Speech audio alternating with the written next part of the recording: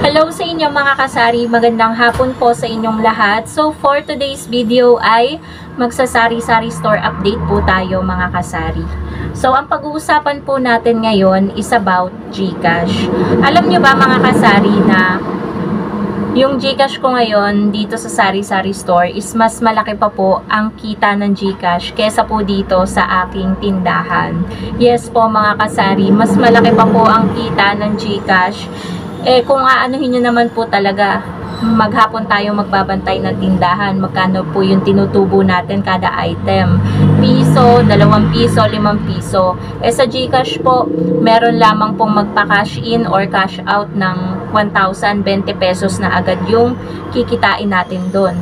So, yun po yung kagandahan ng may GCash sa ating sari-sari store. Pero hindi ko po mga kasari sinasabi na mag-provide kayo ng GCash sa inyong tindahan kasi madami pong natatakot na maglagay or mag-GCash sa kanilang tindahan. Meron nga po dito mga nag-stop mag-GCash kasi nawalan daw sila ng 30k tapos nabalik naman daw, ayaw nila ng stress kaya hindi na lang sila nag-GCash. So kaya medyo lumakas mga kasari ang GCash ko ngayon kasi yung mga nagtatanong sa kanila is dito nila tinuturo. Buti na lang mga kasari, hopefully napakadami talagang dumadaan dito. Buti na lang mga kasari ay wala pang nangyayari sa atin na ganon dahil nga tayo ay maingat sa ating pag-GCash. Siguro guys, magti 3 years na akong nag-GCash dito sa sari-sari store at masasabi ko naman na meron tayong mga na-encounter talaga na mga tao na kailangan nating pagmasdan ng maigi kasi bago sa mukha natin at doble ingat lang dapat talaga tayo sa ating pag-GCash kung gusto nating safe yung ating pera. Kasi kapag GCash, pera yung pinag-uusapan po dyan mga kasari. So, ayun po. Nagsisisi nga ako dati mga kasari nung hindi ko pa sinisimulan ang mag-GCash. Kasi, siguro kung maaga-aga akong natutong mag-GCash, kung maaga kong nalaman kung anong meron sa GCash, siguro madami na akong napundar, 'di ba? Nung nag-start naman akong mag-GCash, siguro mga 3 years ago, magti 3 years pa lang. Pero hanggang ngayon naman ay madami na akong napundar at nabili ng dahil sa GCash. Kaya sobrang thankful talaga ako mga kasari sa GCash. Kung aanuhin nyo naman yung laman ngayon ng GCash ko, hindi naman siya as in sobrang laki, pero gumagalaw po siya. Tumutubo po tayo sa GCash at dun po ako talaga nagpapasalamat. Padaan ulit yung magpipinatog. Alam nyo yun guys, sarap niyan, pinatog. So wait lang, meron lang bibili dito sa kapitbahay. So, paano ko nga ba nasabi mga kasari na mas malaki ang kinikita ng GCash kesa dito sa sari-sari store ko, sa tindahan ko? Kasi mga kasari, last Sunday and then kahapon Monday, so alam nyo naman, Tuesday ngayon, ang laki po ng kinita ng ating GCash, lalong-lalo na nung Sunday. Ayan, gusto ko lang i-share sa inyo. Ang kinita ko po mga kasari sa GCash nung Sunday is nasa 1 to mahigit. Para sa akin mga kasari, malaking amount na yon. Pero sa iba, may nag-comment sa vlog ko, nasa 2 daw yung kinita niya. Ewan ko kung anong araw. Sabi ko, ang galing naman. Nireplyan ko siyang ganun. Sa pag-GCash, kumikita tayo ng linis na ganung halaga. Para sa akin guys, yung 1-2. Pero kung i-compare nyo yon, yung 1-2, malaki na yon sa akin. Kasi bihira ko lang yon mahit. Kaya sobrang happy ako talaga nung Sunday. Pero kung i-compare nyo sa kita ng iba na may malaking puhunan at sobrang mataon ng lugar nila, maliit lang po yung 1-2 na yun. Pero para sa akin, malaki na yun. Tapos kahapon, Monday, medyo malaki rin yung kinita natin. Nasa 800 plus. Linis na kita na po yun mga kasari, hindi po yun puhunan.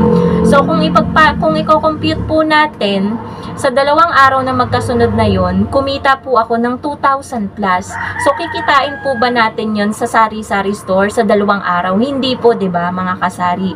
Kasi, kung ipagpalagay natin na sa 5,000, magkano lang po kung 10%, 'di ba? Ang atin doon, magkano lang? Kumita po tayo sa 2 araw ng 2,000 plus, 'di ba? Kaya napakalaking tulong po talaga ng GCash. Ewan ko kung sino yung dumaan. Kaya yun po mga kasari, kung i-compare po natin, pero thankful pa din ako mga kasari sa kinikita ng tindahan po natin. Syempre, kung wala naman pong sari-sari store, wala rin din pong GCash. Syempre, 'di ba? Wait lang guys. Syempre naman po mga kasari, 'di ba? Nag-start naman tayo ng may sari-sari store, wala pa tayong GCash. Kaya kahit papaano, 'di ba? Thankful pa rin tayo sa kinikita ng ating GCash at doon pa rin naman tayo kumukuha ng pangkain natin sa araw-araw. So okay na 'yon. The rest na lahat ng kikitain ng tindahan ay para na lang sa tindahan. Syempre, meron pa naman tayong ibang pinagkukunan, 'di ba? Tapos si partner may trabaho din. Tapos may iba pa tayong pinagkukunan, yung sahod natin dito kay Lolo Whitey, 'di ba? Tapos may GCash pa tayo. So wala pa naman tayong baby, wala pa tayong anak na binubuhay. So makakaipon-ipon pa tayo mga kasari sa tulong ng tindahan at ng GCash. So talagang nako-compare ko lang mga kasari, syempre, nag-o-observe tayo. Tayo yung nagbabantay sa maghapon. Kaya sa atin mga sari-sari store owner, at eto guys, masasabi ko lang to, nasa pag-iingat yan kung may scam ka o hindi. Pero maigi pa rin mga kasari na kung wala pa kayong GCash, mag-add na kayo ng GCash sa inyong sari-sari store kasi napakalaking tulong po talaga kapag kumita po tayo ng at least 500 mahigit. May pang-ulam na po tayo, tawid na talaga sa maghapon. 'Di ba? Sa buong araw, tawid na talaga yung mga panggastos natin kapag meron po talaga tayong GCash. So wait lang guys.